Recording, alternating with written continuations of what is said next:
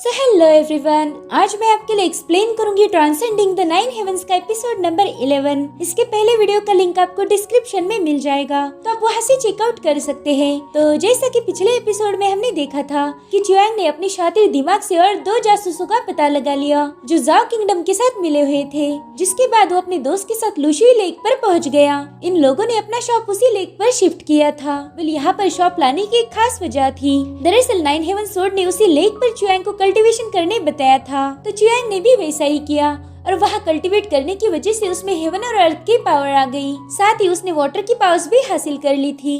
अब आगे तो अब हम देखते कि टियान की सिटी में जो अरीना बना था, वहाँ पर जिंग एक बंदे की तगड़ी धुलाई कर रहा था। जिंग का मुकाबला करने की किसी में हिम्मत नहीं थी। तब उसका मास्टर कहता है कि अगर किसी को भी मेरे फाइटर के साथ फाइट करनी है तो कर सकता है, मगर किसी में इतना दम कहाँ था। वहाँ मौजूद लोग बोल रहे थे कि हम इसके साथ फाइट नहीं करना चाहते, हम तो बस यहाँ मजे लेने आए थे। ये देखकर वो मास्टर कहता है ठीक है, फिर इस सारा का सारा गोल्ड अब जिंग का होगा। मगर तभी च्युएंग रिंग में कूद जाता है। लोग चिल्ला रहे थे कि देखो देखो वहाँ पर कोई आ चुका है, शायद हमें और एक मैच देखने को मिलेगा। कुछ लोग बोल रहे थे कि अरे ये तो वही बंदा है जो पिछली बार भी जिंग के साथ फाइट करके हार गया था। जिंग च्युएंग को देखकर बोलता है अरे तुम दोबारा से पिटने आ गए। जिस पर च्युएंग कहता है जिंग अगर तुम्हें एतराज ना हो तो मैं तुम्हारे साथ फाइट करना चाहता हूँ। तभी लोग बोलने लगते हैं अरे तुम तो वही हो ना जो पिछली बार दुम दबा के भाग गए थे, भला इस बार तुम क्या ही उखाड़ लोगे, ये मैच तो बहुत बोरिंग होने वाला है। तभी जिंग का मास्टर कहता है कि हमारा मीटी और मार्शल आर्ट जिम सबके लिए ओपन है, तुम जितनी बार चाहो उतनी बार यहाँ पर फाइट कर सकते हो,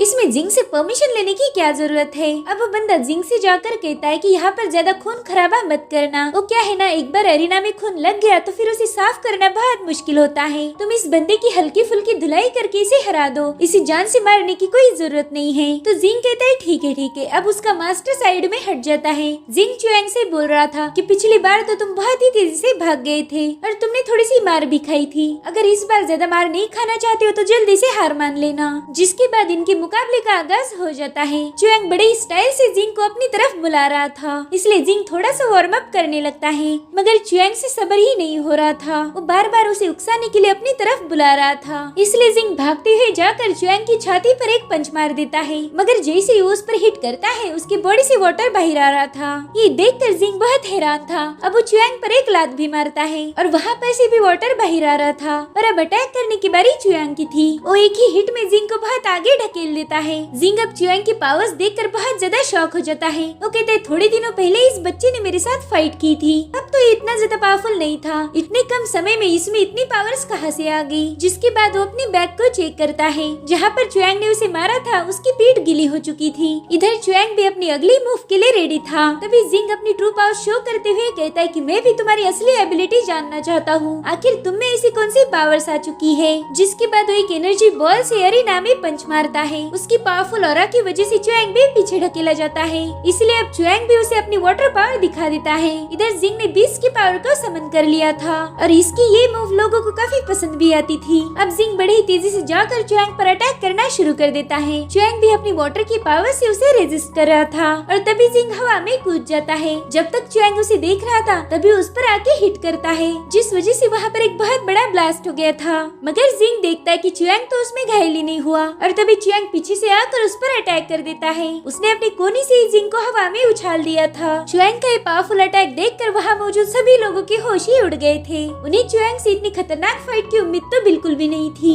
अब बेचारा जिंग हवा में ही सैर कर रहा था, वो तो नीचे आ ही नहीं रहा था, इसलिए च्युएंग के ऊपर चला जाता है। जिसके बाद च्युएंग उसकी छाती पर इतने सारे स्लैप्स मारना शुरू करता है कि उन स्लैप्स की गिनती करना भी मुश्किल था। जिसके बाद वो जिंग पर एक पावरफुल एल्बो अटैक करके उसे नीचे गिरा देता है। जिंग दोबारा से उठने की कोशिश कर रहा था, मगर अब तो उसमें एनर्जी ही नहीं बची थी। वो गुस्से में खुद से ही बोल रहा था कि मुझे तो यकीन नहीं हो रहा, मैं इस छोटे से बच्चे से हार गया। वहाँ मौजूद लोग च्युएंग की जीत को देखकर बहुत ज्यादा चौंक गए थे। साथ ही जिंग का मास्टर भी बोल रहा था कि जब से हमारा जिम स्टार्ट हुआ है तब से किसी ने भी जिंग को नहीं हराया, ये आज पहली बार हुआ है कि जिंग ने किसी से इतनी मार खाई है। ये आज तक का सबसे एक्साइटिंग गेम था। जिसके बाद मास्टर बड़ी ही खुशी से च्युएंग को उसका सोना दे देता है, मगर च्युएंग ये गोल्ड अपने लिए नहीं लेना चाहता था, तो उस गोल्ड को हवा में उछाल देता है ताकि वहाँ मौजूद लोगों की कंडीशन थोड़ी सी सुधर पाए। लोगों को तो यकीन नहीं हो रहा था कि इस बंदे ने गोल्ड को ठुकरा दिया और उन सब में बांट दिया। जिसके बाद चुयांग बड़ी तेजी से वहाँ से भाग जाता है और अब हम एक मिस्टीरियस बंदे को देखते हैं जो एक परिंदे के जरिए सीक्रेट मैसेज जाओ किंगडम में भेज देता है।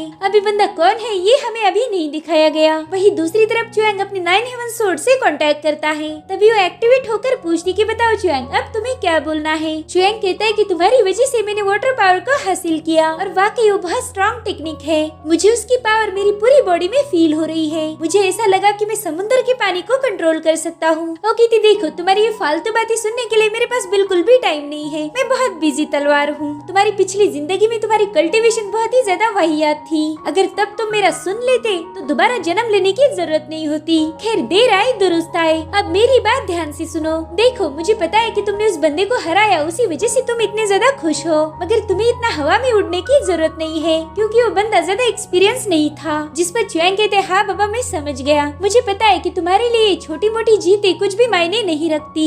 तुम चाहती हो कि मैं दुनिया जीतूं। जिसके बाद वो कल्टीवेशन से बाहर आ जाता है। अब हमें सीधे अगले दिन का सीन दिखाया जाता है। वहाँ पर 2 सोल्जर बुटियन पवेलियन में आ चुके थे। वो चुयांग को कुछ इन्फॉर्मेशन दे देते हैं तो चुयांग उन्हें इशारों में जाने के लिए बता रहा था। दरअसल चुयांग ना होकर रोजलिन थी। वो कहती बाप रे इस मास्क में तो मुझे बहुत गर्मी लगती है। पता नहीं ये चुयांग का बच्चा कहाँ गायब हो जाता है और हमेशा मुझे उसकी जगह पर बैठना पड़ता है। अगर किसी को पता चला कि मैं लड़की हूँ तो बहुत बड़ी मुसीबत खड़ी हो जाएगी। और तभी वहाँ पर चुयांग पहुँच जाता है। वो कहता है महारानी जी आपका नौकर आपकी खिदमत में हाजिर है। रोजलिन कहती चुयांग तुमने तो मुझे डरा दिया। पहले डर के मारे यहाँ पर मेरी हालत खराब है, ऊपर से तुम मुझे और डरा रहे हो। वो कहती और ये मास्क पता नहीं तुम्हें मास्क कहाँ से लेकर आए, इसमें तो मुझे बहुत गर्मी होती है। जब तुम यहाँ होते हो तब तुमसे मिलने कोई नहीं आता और जब मैं तुम्हारी जगह बैठ जाती हूँ तब पूरा की पूरा बुटियन पवेलियन यहाँ पहुँच जाता है। मुझे उन्हें इशारों से ही भगाना पड़ता है। चुयांग को उसकी बातें सुनकर काफी हंसी आ रही थी। वो कहता अरे तुम इतनी नाराज क्यों हो रही हो, वैसे भी आउटफिट तुम पर बहुत जचता है। वो कह रही थी कि तुम्हें ये सब बोलने के लिए आसान है, मुझे तो हमेशा डर लगा रहता है कि कहीं मेरी चोरी पकड़ी न जाए। तो चुयांग कहते अच्छा मुझे माफ कर देना, मुझे पता है मेरी वजह से तुम्हें बहुत ज्यादा दिक्कत हो रही है और मुझे ये भी पता था कि तुम्हारा मूड काफी खराब होगा, इसलिए देखो मैं तुम्हारे लिए क्या लाया हूँ। जिसके बाद वो उसे शुगर कोटेड हॉर्स दे देता है। उस स्वीट को देखकर रोजलिन का गुस्सा तुरंत ही शांत हो जाता है। वहीं दूसरी तरफ हमें बुटियन पैलेस का सीन दिखाया जाता है जहाँ पर प्रिंस से मिलने के लिए जियांग और यूटोंग पहुँच गए थे। प्रिंस उनसे कहता है कि ऐसी क्या बात हो गई जो मेरे दोनों पवेलियन मास्टर यहाँ चले आए। दरअसल ये दोनों चुयांग के बारे में बात करने के लिए प्रिंस के पास आए थे। वो कहते प्रिंस गुस्ताखी माफ, मगर अब हम पवेलियन मास्टर नहीं रहे। तो प्रिंस जानबूझकर शॉक होने का नाटक करते हैं। वो कहते ऐसी क्या बात हो गई। तो जियांग उन्हें बताने लगता है कि आपने भेजे हुए ऑफिसर ने बुटियन पवेलियन के 3 हॉल बना दिए हैं, इसलिए अब हॉल मास्टर चुयांग है और हम दोनों भी सेकंड हॉल मास्टर बन चुके हैं। प्रिंस ये सुनकर दिल में ही बहुत खुश हो रहे थे। अब यूटोंग बताने लगता है कि उनका ये फैसला बहुत सही था क्योंकि हॉल को 3 सेक्शन में बांटने के बाद वहाँ के काम काफी आसान हो चुके हैं। साथ ही पवेलियन के 3 एंट्रेंस है तो तीनों भी अच्छे से गार्ड किए जा रहे हैं। इतना ही नहीं सीनियर चुयांग ने अपनी चालाकी से कई सारे जासूसों को पकड़ लिया, उनमें लोगों की पहचान करने का हुनर है। तो प्रिंस कहता है कि ये तो बहुत अच्छी बात है। अब मुझे बताओ कि चुयांग फिलहाल क्या कर रहा है। तो जियांग बताने लगते हैं कि सच बताओ तो मुझे उस बंदे से बहुत डर लगता है, उसकी नजर बहुत पारखी है और उसके साथ जो लड़की है वो भी बहुत शातिर है। वो बोलती कुछ नहीं लेकिन मुझे तो उससे डर लगता है। तभी यूटोंग कहते कि इन दोनों ने मिलकर बुटियन पवेलियन का चेहरा मोहरा ही बदल लिया है। बुटियन पवेलियन के सैनिकों में मैंने इतना डिसिप्लिन आज तक नहीं देखा था। इतना ही नहीं सीनियर चुयांग हमारी आर्मी को काफी अच्छा ट्रेन भी कर रहे हैं, उन्हें मार्शल आर्ट के साथ साथ कॉम्बैट ट्रेनिंग भी दी जा रही है। हमारे सभी सैनिकों में हमें बहुत सारी इम्प्रूवमेंट नजर आ रही है। तभी जियांग कहता है हाँ ये सही बोल रहा है, इनफैक्ट हमारी कल्टीवेशन भी बहुत ज्यादा इम्प्रूव हो चुकी है, मगर मेरे साथ बस एक ही मसला है, दिन रात प्रैक्टिस कर करके मेरी कमर का कमरा हो गया है। अब तो मैं बूढ़ा हो चुका हूँ ना तो मुझे बहुत ज्यादा दर्द होता है। जिस पर प्रिंस कहते अच्छा जी मुझे तो आप बहुत जवान लगते हो। तभी यूटोंग जियांग से कहने लगता है कि मेरे ख्याल से तुमने कल से कल्टीवेशन नहीं करनी चाहिए, बल्कि किसके सामने क्या बात बोलनी है इसकी प्रैक्टिस करने की ज्यादा जरूरत है तुम्हें। दरअसल वो जियांग के साथ मजाक कर रहे थे। जिसके बाद हमें बुटियन पवेलियन का सीन दिखाया जाता है। वहाँ पर रोजलिन सैलरी का रिकॉर्ड बुक चेक कर रही थी। वो कहती चुयांग मुझे तो इसमें काफी गड़बड़ नजर आ रही है। तो चुयांग कहते मुझे पता था रोजलिन, यहाँ पर बहुत सारे मसले हैं और सिर्फ तुम ही इन्हें हल कर सकती हो,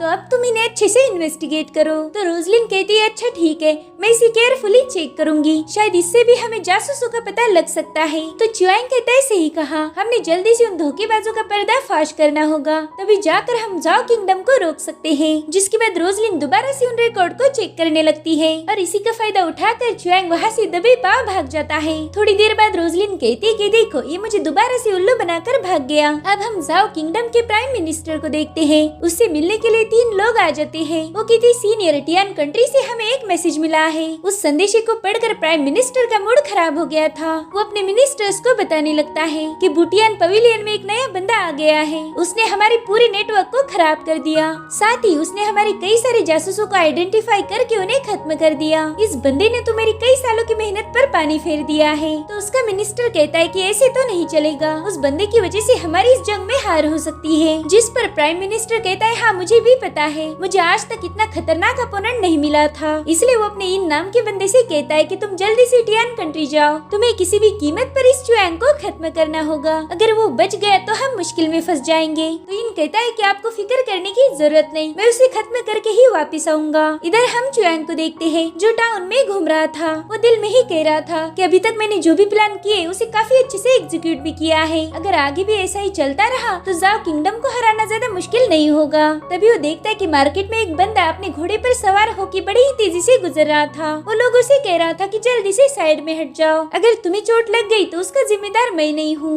उसके साथ एक बच्चा भी था। वो बंदा बड़ी ही तेजी से बुटियान पैलेस की तरफ निकल पड़ा था और उसकी गड़बड़ देखकर उसके पीछे सोल्जर भी लग जाते हैं। साथ ही चुआंग भी उसका पीछा कर रहा था। थोड़ी देर बाद वो बंदा टियान प्रिंस के मेंशन के सामने आ जाता है, मगर तब तक सिपाहियों ने उसे चारों ओर से घेर लिया था। इस बंदे का नाम मो चेंगजी था। सिपाही उसे बोल रहे थे कि तुम अंदर नहीं जा सकते हो। अब एक सिपाही उस पर अटैक करने के लिए अपना स्पीयर निकाल लेता है, मगर मो चेंगजी ने उसे ही पकड़कर दूर फेंक दिया था। तब तक चुआंग भी भागते हुए पैलेस के पास पहुंच चुका था, मगर चुआंग सबके सामने नहीं जा सकता था क्योंकि उसकी पहचान किसी को पता नहीं थी। इधर मो चेंगजी अकेला ही इन लोगों पर भारी पड़ गया था। चुआंग ये देखकर समझ जाता है कि इस बंदे की काफी हाई कल्टीवेशन है। अब वहाँ पर और सोल्जर आ चुके थे। तो मो चेंगजी फाइनली अपने घोड़े से नीचे उतर जाता है। वो कहता है कि मैंने सुना है कि यहाँ के प्रिंस के घर में डॉक्टर बू रहते हैं। वो एक मिरेकल डॉक्टर है और मेरा उनसे मिलना बहुत जरूरी है। ये किसी की जिंदगी और मौत का सवाल है। तो सिपाही उसे बताते हैं कि प्रिंस कोई आम इंसान नहीं, वो टियान के राजा है, तो ऐसे ही किसी अरे गेरे से नहीं मिलते। तो अब जल्दी से दफा हो जाओ, नहीं तो हमें तुम्हें मारना पड़ेगा। जिसके बाद सिपाही उस पर हमला करने चले जाते हैं, मगर मो चेंगजी उन पर भारी पड़ चुका था। वो कहता है कि इस लड़की की जान खतरे में है,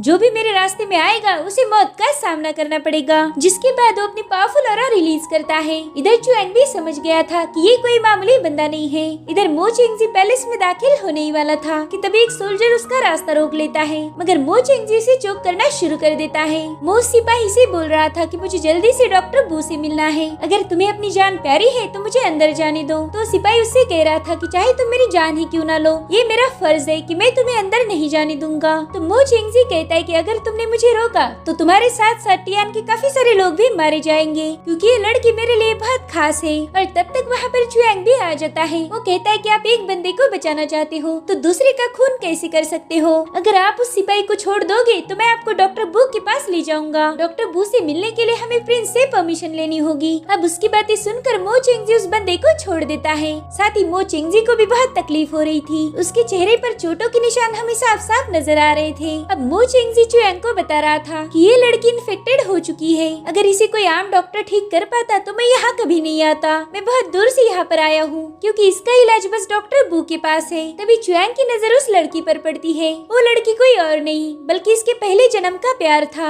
चुआंग उसे देखकर बहुत ज्यादा इमोशनल हो जाता है। उसे टच करने की कोशिश कर रहा था, मगर मो चेंगजी उसे रोकता है। वो कहता है कि तुम इस बच्ची को हाथ नहीं लगा सकते। अब चुआंग के इमोशन की कोई सीमा नहीं थी, मगर फिर भी वो खुद पर काबू करके कहता है कि मैं इस बच्ची को बचाना चाहता हूँ, तो प्लीज आप इसे मेरे पास दीजिए। इसलिए मो चेंगजी उस पर विश्वास करके उसे वो बच्ची थमा देता है। मो चेंगजी कहता है कि लड़के, अगर तुमने इसे नहीं बचाया तो सबसे पहले तुम्हारी जान जाएगी। जिसके बाद चुआंग सोल्जर को अपना बैज दिखाता है। उसने आज तक अपनी पहचान कभी रिवील नहीं की थी। सिपाही उसके पास वो बैज देखकर काफी हैरान हो जाते हैं। वो कहते यही तो बंदा है जो मास्क लगाकर घूमता रहता है। जिसके बाद चुआंग उस लड़की को लेकर प्रिंस की तरफ जाने लगता है। तभी मो चेंगजी कहता है कि मैं भी तुम्हारे साथ चलना चाहता हूँ। तो चुआंग उसे लेकर प्रिंस के सामने हाजिर हो जाता है। उनके पीछे पीछे सोल्जर भी आ गए थे। तो प्रिंस उन सभी सोल्जर को वहाँ से जाने के लिए बताता है। अब चुआंग प्रिंस को बता रहा था कि ये लड़की मेरी जिंदगी है, मेरी सबसे खास दोस्त है और अब इसकी जान खतरे में है। इसे बस डॉक्टर बू ही बचा सकते हैं। तो प्रिंस कहता है कि हमारे पास ज्यादा वक्त नहीं है, हमने जल्दी से डॉक्टर को इसे दिखाना पड़ेगा।